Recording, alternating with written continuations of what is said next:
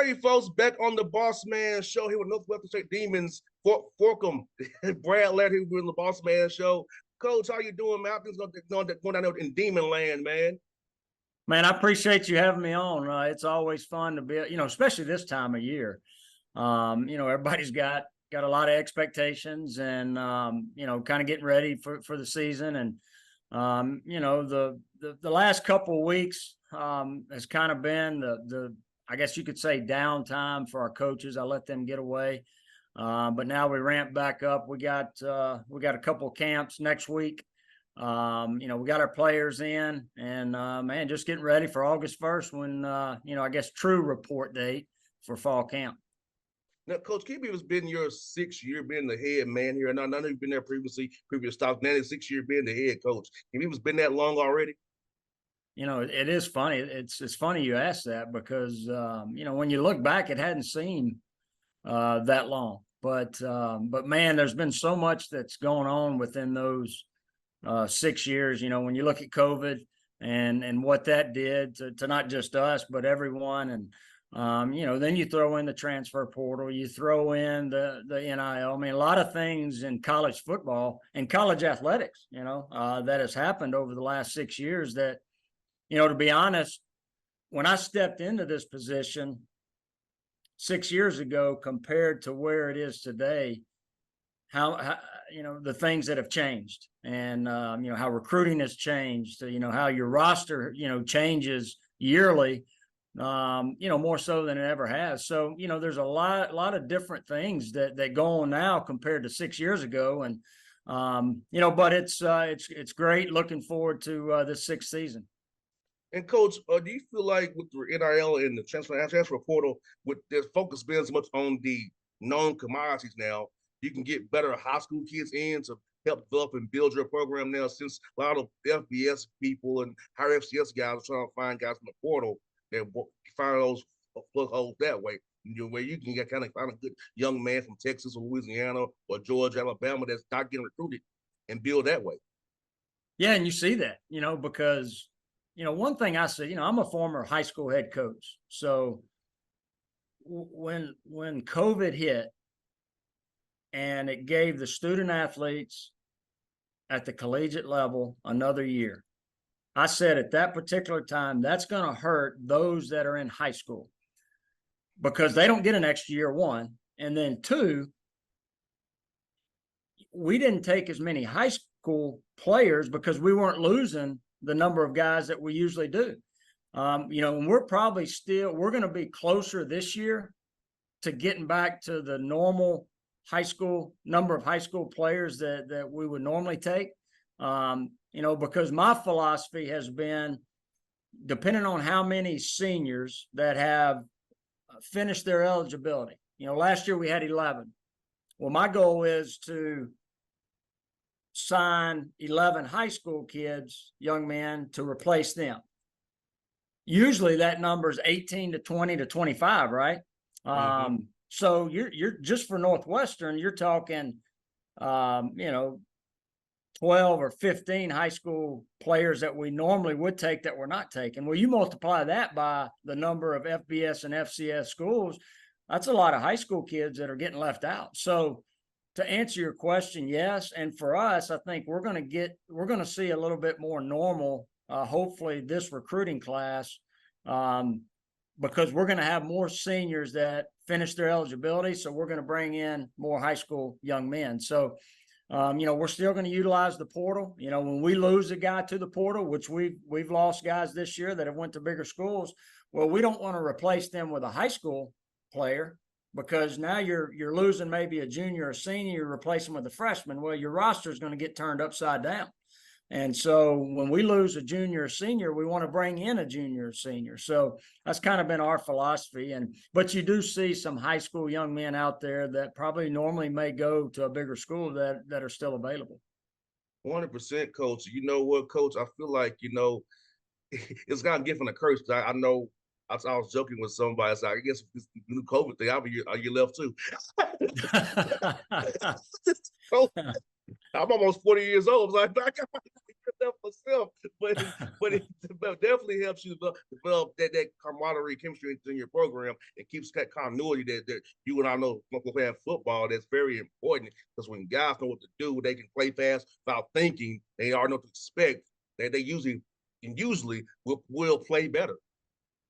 Yeah, and and that's what's changed is, you know, fall camp has always been important, as we all know, but now it's, we brought in 17 newcomers in January. All right. So the spring was important to make sure we mix the newcomers, transfers with the existing guys, because just like you talked about, that team camaraderie.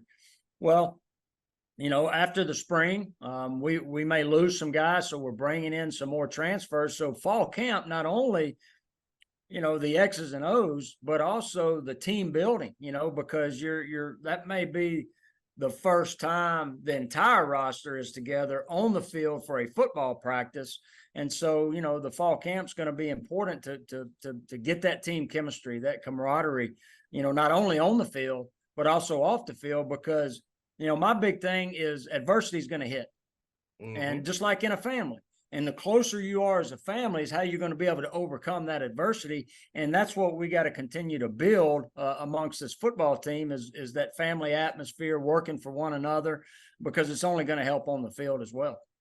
100%, coach. And I feel like, I know when I played, when I was back here in Atlanta, I wasn't the best I could be. But I was around my guys in Tennessee, working out with them.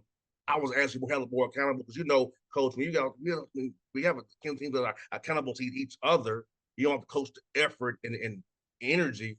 That means you're a good team already, because teams I had where the coach had to really just be like, do this, we wasn't as good. So I think when you're around your guys, hold you accountable, you build that camaraderie, you build that oneness. So when things do happen, turnovers happen, you're still together. When a muff punt, whatever, we know stuff happens in football. So when all those things happen, you already have that catalyst together, and you're one and connected as one man, everybody with the same goal to win this game today.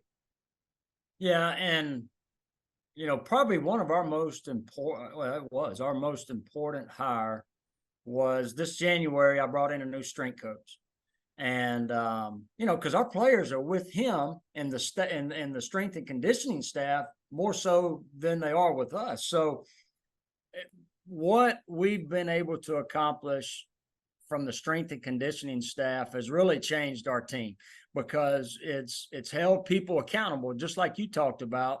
It's developed that team chemistry that he's brought in the weight room, and doing the little things right that's going to carry over onto the field. And so, the spring has been huge from the strength and conditioning aspect, and the summer, not just getting bigger, stronger, and faster, which we're all trying to do, but to develop that team chemistry and being a player-led football team. And I think you see our team starting to trend towards that. Coach is going to put the game plan together, the practice plan together, but just like you said, those players holding each other accountable, that's how you're going to have success, when you have a player-led team, and we're gearing ourselves towards that. And coach, do you feel like playing quarterback, then go on the defense side of the ball, that you kind of knew what the defense was doing because playing quarterback, playing receiver, I play receiver. So for me, it was always trying to declare man zone. What are you doing? Doing motion, doing the motion, figure out man zone, see if you're trying to hide or trying to disguise cover one or whatever like that. Do you feel like that for you being a quarterback, going to the different side of the ball as a coordinator, it's that helps you on that side of the ball, help your players know what the quarterback's trying to look for and see?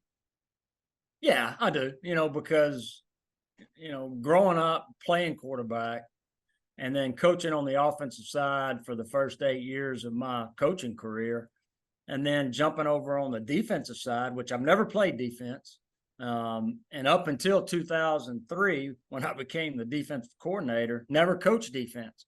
But the head coach at the time, Scott Stoker, went through the same transition, and so he was able to teach me, and I think that has helped carry on throughout my coaching career. Playing quarterback and coaching that side of the ball, and then also being on the defensive side, and then also throwing special teams, because I like dealing with special teams, because you deal with both sides of the ball. Mm-hmm. You're dealing with offensive players, defensive players, and so that's kind of, as I've become the head coach, have geared more towards the special teams aspect than really offense or defense. Yeah, third phase is so important. I don't think fans realize the hidden yardage, no punts and returns, how that makes a difference in games. Like that third phase is a real phase, and I hate that they're trying to devalue the third phase of that game because I was a return man myself. I like returns. I don't want to be devalued. I know player safety, but it's like, man, that part of the game is important still. you know. Well, I mean, the facts are 20% of the game is played on special teams. So when you look at the number of plays in a game, 20% of those plays are special teams, and you look at the lost yardage or yardage gained via special teams. And when you really break that down, the importance that you said you're a returner. My big deal coaching the punt return is let's get a first down. What is that? All right, it's a return of 10 yards or more. Well, I mean, you average that, then you're getting an extra first down every time they punt the football. That's going to add up at the end of the game. That's going to add up at the end of the season. Same thing at kickoff return. So, I think what we have instilled in our players and the importance of special teams, I think has benefited us. And you may not see it initially right out the gate, but over the course of the year, you see where that adds up. You have success. I also love the field goal block team too. I love that team as well. I love now. I'll get it, coach. I was just off sides sometimes, trying to get a jump. I won't lie to you. I understand that. Yeah, that's right. So it was 4th and 7 or so. I would take a more of a chance. It was less than 4th and 5. I wouldn't do it, but I hope the referee, the OVC wouldn't. Sometimes they wouldn't call it. So I was just trying to. Oh man, yeah, because I mean, from when the ball snapped to the ball's kicked you're trying to be around 1.2 seconds. So as you trying to go block it, every split second is important, and you're trying to get that little extra jump. But like you talked about, that can change the momentum of a game. Mm-hmm. Yes, it eliminates them maybe getting an extra point, 1 point, or a field goal, 3 points, but just the momentum change, can really change the whole and the course of the game at that particular time. And it gets in the kicker's head too. I know sometimes we get in their head, they'll miss wide right.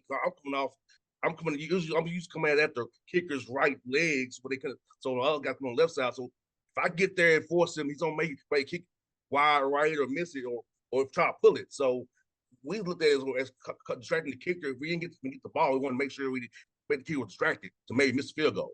And the OVC kicking was not a premium. So trust me, it definitely worked in the OVC. them guys cannot kick word for dirt. I'm like, this is what you recruited to kick, but okay. Yeah, man, I love some teams. I love it. My dad was a coach, so my dad had me out there as a young man. So he'll be 84 years old come August. So hope that coach's son, man, is like, it's amazing. Ever since they coach, we watch games. He's talking about inside zone, outside zone, combo curves. He's TE stuff, Dad. Well, that's what I watch the game, Dad. But he still does it, Coach. He still does it, man. That's awesome. Yeah, that's great. Does he live there in Atlanta? He sure does. Good. That's awesome. Yes. He tried. I told him, I said, Dad, you can't talk to my sons like this. They don't quite understand what you're saying. Granddad told us this. They don't understand it. They don't understand. You can talk to them in simple terms, Dad. You can't tell them about certain things that we know about. He's talking to them like he's talking to you. Yes. yes. He's like, they're 8 and 4. Especially the 4-year-old. You don't know what he's talking about. But no, Coach, it's great, man. And I see a good non-con schedule, Coach. You got Lafayette, Louisiana Tech. I know you coach high school ball at Ruston there. Since Steve Austin, Eastern Illinois team I knew do well from the OVC. So I probably had non-con schedule will help you for that play in conference and down there when you got to deal with Northwestern, you got to deal with Southeast Louisiana, all those different guys in the Southern Conference you got to play. Well, it's I tell you, it's a fun schedule this year. You know, when you look at, you know, opening up and you got Louisiana Tech and Lafayette the first 2 weeks. You know, those are easy trips. You know, a lot of times you recruit against them. You know, being in state, you know, you know, the Louisiana Tech rivalry goes back. Used to play in Shreveport every year for at Independence Stadium, State Fair Classic, you know, back in the 70s and 80s. You know, when I was playing, had the opportunity to play them back in 1993 or 1994. So, you know, a lot of history with Louisiana Tech, and then Lafayette. We played Lafayette not recently, but back in mid 2000s, we played them a couple times. So, you know, those are great in-state games. And then Stephen F., you know, who used to be in the conference, you know, and we would always play them at the end of the year, and it was the largest trophy in college football at that particular time. You know, 7'6", you know, Chief that we played for. So, you know, it's good to get that rivalry back. You know, when they left the conference, we didn't play them for a couple of years. So, you know, I think those 3 games to start the season, you know, with in-state rivalries, in-state schools, and then, you know, an old Southland Conference rivalry. So, you know, plus you're playing 3 good football teams. You know, they're gonna test us and show us, you know, what we do well and things that we need to fix before we get into conference. Sounds good, Coach. You know what, Coach? I really love what you all doing down there, man. I feel like you build something special down there. It's like I say, fans have to be patient when you're trying to build something. The COVID year happened, so I definitely feel like you build some special on that, Coach Laird. I thank you for your time today. Good to chat with you about some football, special scenes. I didn't realize special scenes got like it got me going, man. we got that together, man. We got that together, man. So Yeah. just get real soon, Coach. Hope to see you on the recruiting trail in Atlanta here. You're very in town. I'm gonna get your number offline so we can say they contact with each other. So hopefully we'll see you be here recruiting, man. Man, I appreciate you having me on, and look forward to do it anytime. Thank you so much, Coach. I appreciate you, man. Yes, sir. Take care.